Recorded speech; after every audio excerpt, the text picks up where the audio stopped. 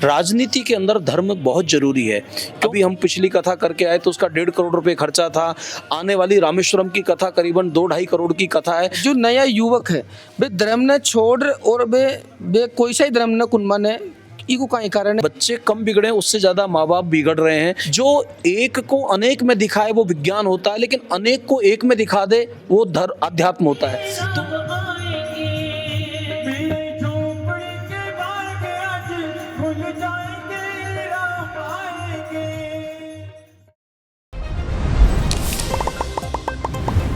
खंबागणी राम राम सा, मैं दिलीप और जलको जयपुर के माड़े एक बार फिर थारो बहुत बहुत स्वागत है। और आज मैं चौमू क्षेत्र के जयसिंहपुरा गांव के मायने मौजूद हूं। और जी की धन मैं बता दूं कि अड़े 7 दिवसीय भागवत कथा को आयोजन करे जा रहे है। श्री भोमे जी महाराज जो कि हमारे पीछे से मंदिर देख सको और तमाम जो समाज का लोग है और अड़े का जो सरपंच साहब है, तमाम जो कार्यकर्ता वे अपनी साथ मौजूद है।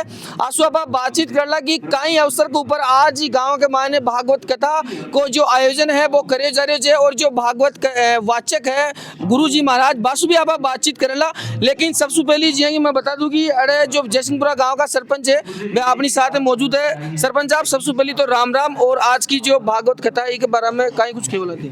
खम्बागणी साहब 10 तारीख से लेकर 16 तारीख तक श्रीमद् भागवत कथा का परम पूज्य मदन मोहन जी महाराज व्यास जी के द्वारा कथा का वाचन हो रहा है। बहुत ही जाने पहचाने कथावाचक हैं और इस ग्राम पंचायत का सौभाग्य है कि इतने बड़े कथावाचक इस भीमा जी महाराज के प्रांगण में पधार करके यहाँ के लोगों के बीच भक्ति रूपी ये जो नदी है उसका बहाव कर रहे हैं। बहुत अच्छा लग रहा है। बहुत मनोयोग के साथ महिलाएं, यहाँ के स्थानीय पुरुष सब इस कथा का लाभ उठा रहे हैं, श्रवण कर रहे हैं। भागवत कथा से जैसा कि प्राणों में है सभी प्रकार के पाप कष्ट जो हैं वो दूर हो जाते हैं, तो ये बहुत अच्छी बात है। और मैं हमारे दामाडी जी हैं, इनके माध्यम से ये कथावाचक महोदय यहाँ पर पधारे हैं, इनको भी साधुवाद देता हूँ। यहाँ इस मंदिर के महाराज श्री पप्पू जी महाराज हैं, उनको भी मैं साधुवाद देता हूँ। साथ ही ये जो कार्यकर्ता मंडली आप देख रहे हो, इन सब लोगों के सहयोग से इतनी बहुत बढ़िया व्यवस्था भी यहाँ पर हुई है। और प्रतिदिन इन सब के जो यहाँ पर कार्यकर्ता हैं इनके लिए प्रसादी बनती है। अंतिम दिन एक बहुत बड़े भंडारे का यहाँ पर आयोजन होगा और ये सब इन कार्यकर्ताओं की बदौलत सब मिलजुल करके जो काम कर रहे हैं इससे ये संभव हो पा रहा है। तो जी कि मैं बात करूँ जयसिंहपुरा गांव में कौन सी बार भागवत कथा का आयोजन हो रहा है? इतनी बड़ी भागवत कथा का आयोजन मतलब पहली बार हुआ है। कथाएं तो होती रहती हैं, लेकिन इतने विशाल इस प्रकार का मंडप बना करके व्यवस्था करके सारी व्यवस्थाओं के साथ साउंड के साथ पहली बार इस प्रकार का आयोजन हो रहा है, जो इन सब कार्यकर्ताओं की देन है। बिल्कुल बिल्कुल। तो आपका कहीं कुछ खेणो है क्योंकि भागवत कथा का जो महाराज बन थे बुलाया बाग बार हम थोड़ा मन देखिए हमारे भागवत कथा जो का महाराज है माके हमारे लिए जहाँ जहाँ भी ये कथा करके गए हैं, देखिए वहाँ ऐसे ऐसे चमत्कार हुए हैं जिसकी हम कल्पना हम आपको वर्णन नहीं कर सकते। या हमारे श्याम कॉलोनी चौमू में पड़ा है, उनमें भी यहाँ की कथा हुई, उनमें भी कई चमत्कार माँ के सत्यनारायण जी जांगड़ी साहब पूछ सको छो, माँ के डॉक्टर साहब से मानव जी बाने पूछ सको छो कि कितना कथा के 24 घंटा पास ही आने जो चमत्कार बाने महसूस हुई साहब। और आपके सिविल लाइन में हमारे रमेश जी प्रधान हैं, वह महाराज जी की बाकी कॉलोनी में आश्रम है, तो वह कैंसर जैसे बीमारी सू बारह न निकल रहे ऐसे साहब महाराज जी के आशीर्वाद सू इससे बड़ा कई चमत्कार देख सका था। और जितना भी मैं था ना वर्णन करा बताई महाराज के प्रति कम है। एक तो जो कथा करे है पीसा तो नहीं कौन करे। मैं आने महाराज ने क्या महाराज आप कथा कर शो काई रुपया लीशो, बोला साहब मारे थे कथा करा लो मारे दक्षिणा होगी। ये बिना पैसे के लिए कथा करते, इनका पैसा कोई लोभ नहीं है। और महाराज जी को गिरिराज जी में आश्रम है, महाराज जी को अपने वृंदावन में भी आश्रम बन रहा है। और अपने जयपुर में सुख सागर है, कालबा रोड पे बड़े महाराज जी को बड़ो स्थान है, बड़ो मंदिर महाराज जी को भक्तों द्वारा बनाया है। और अपने आसपास में काफ़ी हमारे पूजनीय संत जो है संता में महाराज जी की कथा वह रहे हैं। और हमारे बेमे जी को जो स्थान है जिसकी आँख के द्वारा माँ के पप्पू जी भगत जी के द्वारा ही सारों लोगों को कष्ट काटे जाए है। और आम बेमे जी महाराज आवे जका ही तो आपको आदेश हो बेमे जी को कि कि आप गांव के मायने मन ये कथा भागवत कथा सुना दियो तो साहब गांव का सारा मिलकर है, सारा कार्यकर्ता मिलकर और वो आयोजन तो अंतिम रूप ने दियो है। और साहब मैं तो सभी कार्यकर्ताओं का बड़ा आभारी गाँव का मैं जो मैं तो बुजुर्ग हाँ मैं थोड़ी कर सका काम, ये तो सारा कार्यकर्ता ही करे हैं। इसलिए सारा जो काम धाम कर रहे हैं ये सारे कार्यकर्ता कर रहे हैं, हमारे सरपंच साहब है और सभी का गाँव वालों का बड़ा सहयोग रहो साहब इस कथा के प्रति। बोला आप बड़ा सा बड़ा भंडारा करो साहब, ये तो कमी मत ना को कहाँ की भी माँ के यही भगत जी कहे एक बार माँ के भगत जी से आप बात कर सको छो, सामने था के भगत जी है माँ के पप्पू जी बागड़ा। बिल्कुल बिल्कुल। तो मैं थाने बता दूं कि जो भोमे जी महाराज को मंदिर है और भोमे जी महाराज की जो छाया हो जाए वे गोल्डा जब अपनी साथ के मान मौजूद है, कहीं कुछ था को खेनो है क्योंकि काफी मान्यता बताई जा रही है मंदिर के बारे में। मंदिर में तो देखो भक्ति भाव रखो और भक्ति से ही सब सफल हो जाए।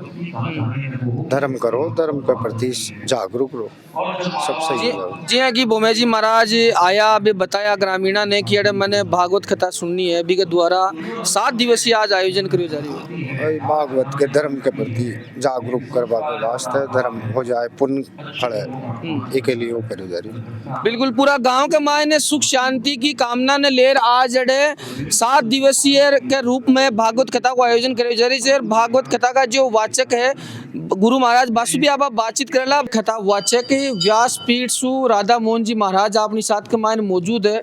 सबसे पहली तो महाराज जी थाने राम राम खंबा गणी जय श्री कृष्ण।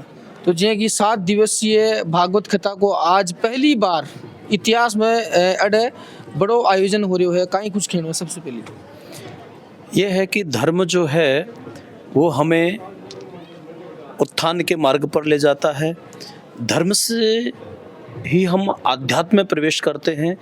गोस्वामी तुलसीदास जी ने रामायण के उत्तरकांड के दोहा नंबर 100 में लिखा है, सुख चाहि मूढ़ न धर्म रता। वो लोग बड़े मूढ़ हैं जो सुख चाहते हैं लेकिन धर्म नहीं करते हैं। भारत के साहित्यकार और संतों ने कहा है, धर्म बढ़े तो धन बढ़े, बढ़त बढ़त बढ़ जाए, धर्म घटे तो धन घटे, घटत घटत घट जाए। ये बहुत अच्छी बात है। आजकल आप देख रहे हैं कि जहाँ हमारे देश का युवान थोड़ा धर्म को भूला नहीं है लेकिन धर्म से भटक गया है, तो ये बहुत सराहनीय कदम है। आज हम लोग देख रहे थे कि बहुत सारे युवान और बड़े उत्साह के साथ में धर्म प्रसंगों का श्रवण कर रहे थे। तो हमें अतीत को छोड़ना नहीं है, उसके साथ में नूतन को जोड़ना है और अतीत और नूतन का समन्वय करके वर्तमान भारत का निर्माण करना है। इससे सामाजिक सौहार्द बढ़ता है, राष्ट्रीय निर्माण, राष्ट्र के जो संस्कृति का संवर्धन होता है और कहीं ना कहीं मानव बुद्धि में हमारे आध्यात्म के प्रति और हमारे कर्तव्यों के प्रति जागरूकता आती है। तो इसका श्रेय पूरे हमारे क्षेत्रवासी और ग्रामवासियों ने मिलके हमारे भगवान भोमिया महाराज ने जो प्रेरणा इनको दी है, तो उसके कारण इन सब लोगों ने ऐसा सदकर्म और ये ज्ञान यज्ञ का आयोजन किया है। तो क्षेत्र के सभी क्षेत्रवासी लोग धर्म लाभ ले रहे हैं, इसकी मुझे प्रसन्नता है। बिल्कुल महाराज जी, मैं बताना चाहूँगा कि 10 से 15 हजार जनसंख्या वाला गांव है और गैदरिंग की अगर बात करा तो कम आया जे भी अभी थे भागवत कथा के दौरान किया कि कुछ तुष्टिकरण की राजनीति के कारण अड़े यानो माहौल बनाया गया। क्यों आखिर यानी राजनीति है और राजनीति और धर्म कड़ तक सही है? ऐसा है ना, धर्म के अंदर राजनीति नहीं होनी चाहिए, राजनीति के अंदर धर्म बहुत जरूरी है, क्योंकि बगैर धर्म के राजनीति विधवा होती है।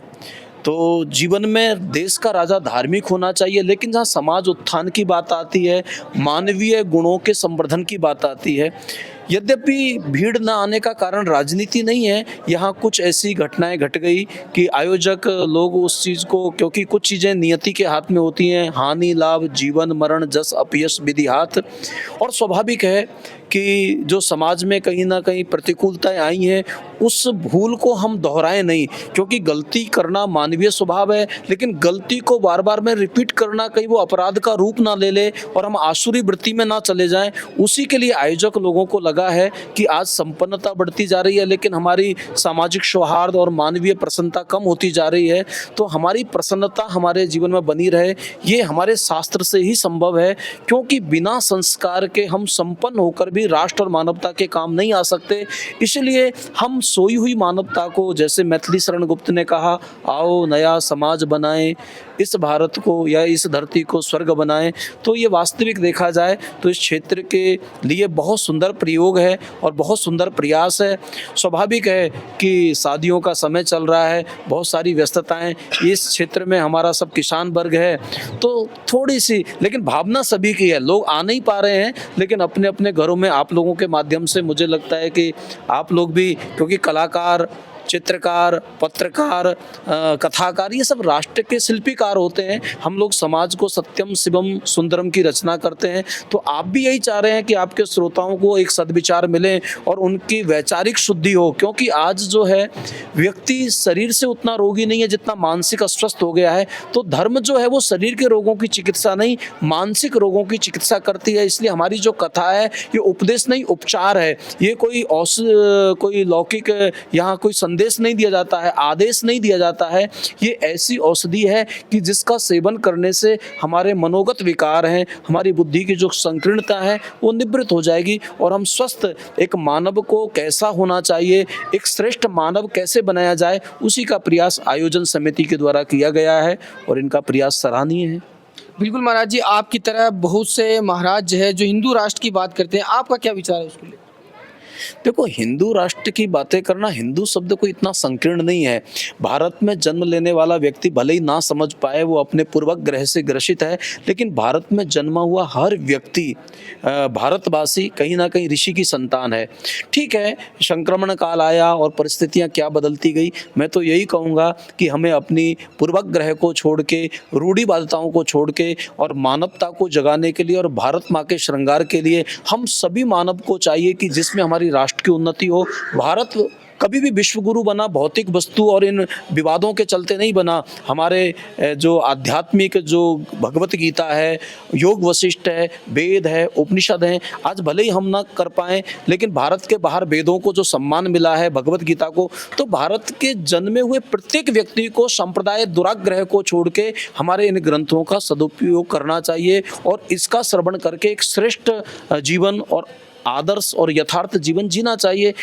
वो सनातनी है। सनातन का मतलब कोई ऐसा नहीं होता है कि वो एक पंथीय होता है, और चीज़ें संप्रदाय हो सकती हैं, लेकिन भारत का जो सनातन है इसमें संप्रदाय नहीं है। सनातन का मतलब ही है जो पुरातन भी है और सनातन भी है, वो आदि भी है और आज भी है, और अंत में यो वशिष्येत सोष्म हम, जो शेष रहेगा वो भी सनातन है।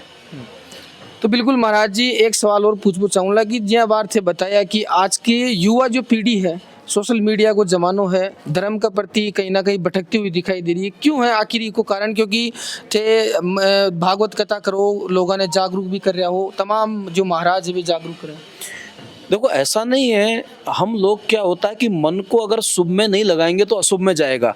हमारे बच्चों में बहुत अच्छे संस्कार हैं, लेकिन ऐसा माहौल हम नहीं दे पाते हैं। अब देखो ना, ये छोटा सा बच्चा है, अब उसको क्या है, संस्कार अगर सही समय पर मिलेंगे तो नकल करते करते असल हो जाएगी। आज ऐसा नहीं है कि जो प्रौढ़ लोग हैं वही कथा सुन रहे हैं, जो लोग कथा में नहीं आ पा रहे हैं उन बच्चों में ये संस्कार रहेंगे। भले ही वो आगे जाके अमेरिका जाए, लंदन जाए, कनाडा जाए, लेकिन उसको याद रहेगा कि हमारे गांव में हम बच्चे थे तो हमारे पूर्वजों ने ऐसा आयोजन किया। तो एनआरआई लोग जो हमें आज जो बाहर से धर्म को सपोर्ट कर रहे हैं, ये जो करोड़ों की कथाएं हो रही हैं, अभी हम पिछली कथा करके आए तो उसका 1.5 करोड़ रुपए खर्चा था। आने वाली रामेश्वरम की कथा करीबन 2-2.5 करोड़ की कथा है। तो ये कोई भारत के पैसे से नहीं, कोई स्विट्जरलैंड से आ रहा है, कोई बैंकॉक से आ रहा है, लेकिन वो क्यों आ रहे हैं? क्योंकि उन्होंने बचपन में वो संस्कार मिले।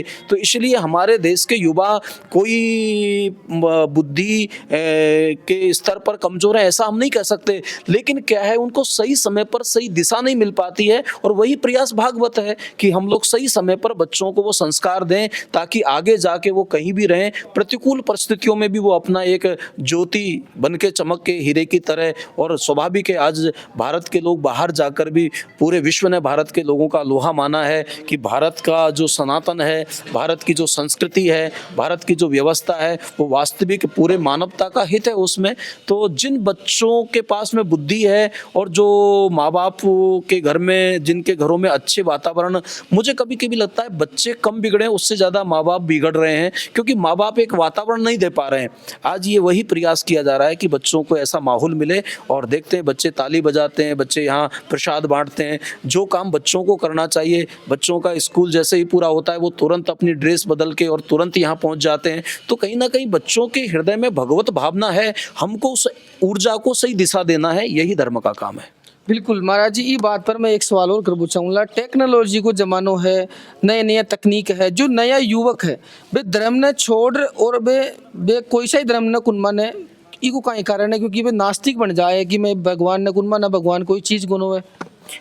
ऐसा हो सकता है आपको मिले होंगे, मुझे ऐसे लोग मिलते हैं कि जिन लोगों ने, क्या एक पानी है ना स्वाभाविक नीचे की ओर बहता है, ऊपर ले जाने के लिए आपको यंत्र लगाना पड़ता है, इसी प्रकार पतन स्वाभाविक घटता है, यहाँ संघार स्वाभाविक होता है, सृजन के लिए उद्योग करना पड़ता है।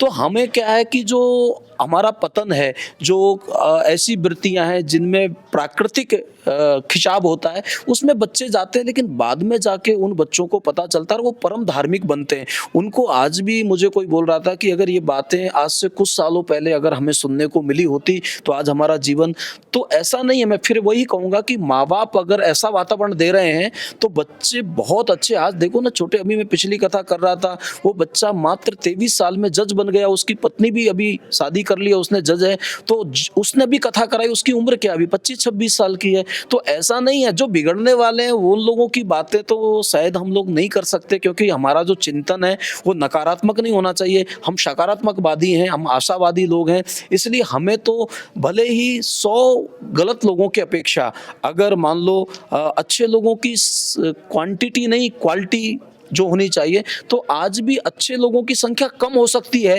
लेकिन अच्छे लोग नहीं है ऐसा मैं नहीं मानता हूँ। आज भी अच्छे लोग, अगर ये लोग अच्छे नहीं होते तो इतने महंगे ज़माने में क्यों लाखों रुपए खर्च करके ये धर्म का काम करते। इसका मतलब ठीक है, कुछ लोग होते हैं बिगाड़ने की, उनकी प्रकृति होती है, और पहले भी हर जगह राम भी थे, रावण भी थे, कंस भी थे, कृष्ण भी थे, दुर्योधन थे, भीम भी थे। तो यहाँ हर तरीका की प्रवृत्ति रही है, हमेशा संसार एक जैसा कभी नहीं रहा है। तो आज भी अच्छे लोगों की संख्या आपके कई अनुसार कम हो सकती है, लेकिन अभी जहाँ मैं रुका हूँ, मैं उस परिवार को देखता हूँ, उनके 2 बच्चे हैं, छोटे अभी बच्चे, लेकिन उनके क्या संस्कार हैं। ये हमारे प्रकाश भाई हैं, अब ये बिल्कुल यूथ हैं, लेकिन कितने सनातन के प्रति उनकी श्रद्धा है। मुझे नहीं लगता है आज का जो मार्गदर्शक है वो ठीक नहीं है। जब हम धर्म के नाम पर केवल टोटके करते हैं, केवल पाखंड करते हैं, तो नया पढ़ा लिखा बच्चा वो भयभीत होता है कि क्या मजाक बना दिया है। लेकिन जब वेदों को पढ़ेंगे, शास्त्रों को पढ़ेंगे, उनको समझाएंगे, तो मुझे तो जितने भी, मैं बड़े बड़े यूनिवर्सिटियों में जाता हूँ, बड़े बड़े कॉलेजों में जाता हूँ, तो वहाँ पूरे 10-10 हज़ार बच्चे पिकअप साइलेंट सुनते हैं।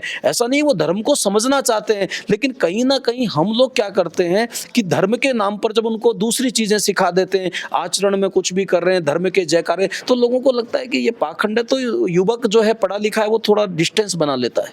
बिल्कुल, माँ का जो दर्शक है वे हमारे कमेंट्स करता रहे, तो वो सवाल ही मैं पूछ चाहूँगा, आध्यात्मिक और धर्म, विज्ञान ने भी पछाड़े और धर्म ही खुआवे, यहाँ लोग बतावे, और भी टेक्नोलॉजी जो गूगल पर आप सर्च करा तो भी बताओ कि विज्ञान ने अगर चैलेंज कर सके तो वो धर्म है, आध्यात्मिक है। तो मैं यहाँ पूछना चाहूँगा कि लोग यहाँ बोले कि कलयुग चालू होगो, वास्तव में कहीं है कि कलयुग लागो या अब लागलो?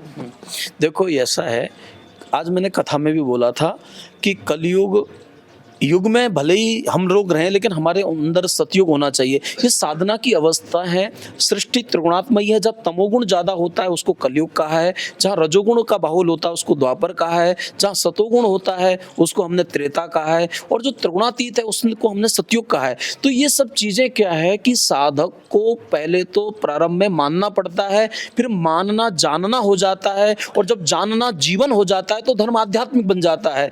जो एक को अनेक दिखाए वो विज्ञान होता है, लेकिन अनेक को एक में दिखा दे वो अध्यात्म होता है।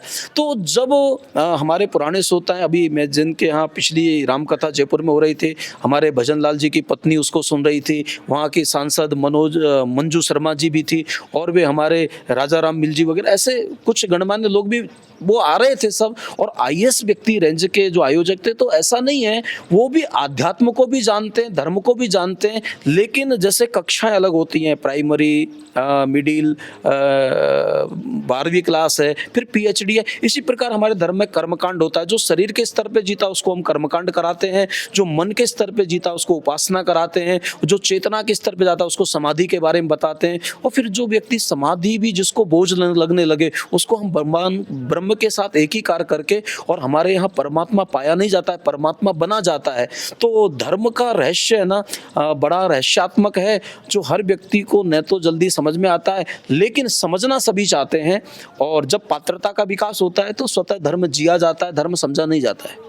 महाराज जी, मेरा सवाल ऐसा था कि कलयुग क्या वास्तव में चालू हो गया या कलयुग का दौर अब आएगा? ऐसा है, आपने ये प्रश्न जो बोला है, कलयुग को हमने किसी एक काल को कलयुग नहीं कहा है। हमने जब जैसे बारिश ज़्यादा होती है तो हम उसको वर्षा ऋतु कहते हैं। ऐसा नहीं है कि दिसंबर में बारिश नहीं होती, अभी बारिश हो जाएगी तो हम इसको वर्षा ऋतु नहीं कहेंगे। जहाँ तमोगुण ज़्यादा बढ़ेगा वहाँ हमने कलयुग कहा है। तो आज जो समाज में तमोगुण ज़्यादा, जैसे तामस बहुत, रजोगुण थोड़ा, कलि प्रभाव विरोध चौ हो रहा, ऐसा तुलसीदास जी ने रामायण में लिखा है। तो कलयुग लोगों के अंदर बढ़ गया है, इसके कारण हमको लगता है कलयुग आता है। बाकी जो अच्छे महापुरुष हैं, साधन करते हैं, परोपकार करते हैं, आज भी उनको कृष्ण दर्शन होता है, आज भी वो नित्य अपने स्वरूप की प्राप्ति करते हैं, तो उनके लिए कलयुग नहीं हो सकता है। हाँ, बहुतायत जो हम लोग लोगों से कहते हैं तो उसको ये कहते हैं भाई कलयुग का प्रथम चरण चल रहा है, यानी हम उनको ये कहना चाहते हैं कि हमारे तमोगुण को और बढ़ावा मत दो। अगर तमोगुण बढ़ेगा तो हम लोग घोर कलयुग में जाएं, उससे पहले कम से कम हम अपने जीवन की यात्रा को कुर्वण्यः कर्माणि जिजीविषेत सतम समा, जैसा उपनिषद कहता है कि हम अपने कर्तव्य को पहचानें और भगवत भाव से कर्तव्य कर्मों को करें, ताकि हम नित्य उस भगवान के रसस्वादन को करते हुए अपने को अकर्ता, अभोक्ता और जीवन मुक्त मानकर हम अपने सतोगुण और सत्वयुग की रचना कर पाएं, ऐसा मेरा मानना है। तो कलयुग एक अर्थ में, कर्मकांड के अर्थ में प्रारंभ हो गया है, पहला चरण चल रहा है। लेकिन अगर हम ज्ञान योग की बातें कहें तो जिस व्यक्ति ने साधना करके अपनी बुद्धि को शुद्ध कर लिया है उसके अंदर कलयुग नहीं, उसके अंदर आज भी सतयुग है, त्रेता है, द्वापर है, इसलिए ऐसा व्यक्ति नित्य मुक्त होता है। जो गांव का लोग अभी अपने साथ मौजूद है, कहीं कुछ खेण हो भागवत कथा को आयोजन हो रही है? भागवत कथा को बढ़िया आयोजन हो रही है। इसे एक तो कहीं में सारा गाँव वासी से एक साथ मिल जावा जा, आनंद प्रेम से हंसले बोल ले जा। दूसरी बात, इसे संस्कार सही मिल रहा, जो नई पीढ़ी से बड़ा बूढ़ा सबने, हाँ सबने से जो संस्कार सही मिल रहा। आ वाला बच्चा ने मंदिर की अपन कहीं से हिंदू धर्म में था, तो हिंदू धर्म की जागृति के लिए इनका कदम उतर रहा, तो आगे भी से जी को विस्तार हो तो रहा। बिल्कुल बिल्कुल। आपको कहीं खेण हो साहब की अरे 7 दिवसीय भगवत कथा को आयोजन हो रही है? खूब बढ़िया साहब, बढ़िया चल रहा है आयोजन है। 3 दिन होगा आज और अब 4 दिन और चल लो, और लास्ट दिन भंडारो है, बढ़िया काम है, और युवा सब आ रहे थे, कार्यकर्ता बढ़िया काम कर रहे थे, और ब्रह्मा जी महाराज की देन से बढ़िया काम हो रहे थे। तो जी मैं सुना कि अरे पहली बार ही अतरी बड़ी जो भागवत कथा जी गांव में आयोजित की जाए। हाँ, सब पहली बार गांव, पूरा गांव में पहली बार ही भागवत कथा आयोजन अति बड़ो पहली बार ही। हाँ, तो काका किया नो कहीं महसूस कर रहे हो भागवत कथा हो रही है गांव में? भागवत कथा महाराज बहुत बढ़िया हो रही है, और ब्रह्मा जी महाराज की कृपा से, सतयुग के राजा हैं, उनकी कृपा से भागवत कथा बहुत अच्छी हो रही है, और गांव में संस्कार अच्छे हों,